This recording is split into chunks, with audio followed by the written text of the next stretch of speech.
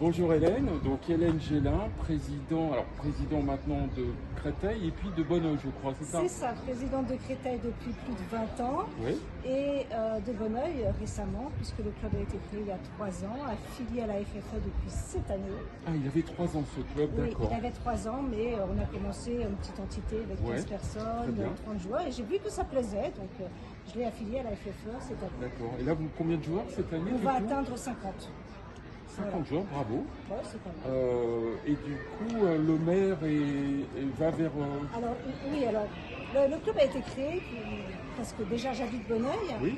J'avais vu qu'il y avait des gens qui étaient intéressés. Oui. Donc j'étais voir le maire qui lui-même est joueur d'échecs. Oui. Et vraiment pro-échecs, les échecs dans les écoles, etc. Bien sûr, oui. Et il nous a attribué ce magnifique gymnase pour organiser la première étape du Grand Prix du Val-de-Marne. Oui, où nous sommes actuellement plus de 300 joueurs. Voilà, plus de 300 joueurs, Ouais. exactement. Voilà, Donc d'accord. vraiment Bonneuil, c'est un club qui va grossir puisqu'on a vraiment un appui du maire. On va certainement organiser très important, beaucoup bien sûr, d'autres bien sûr. choses. Et c'est génial.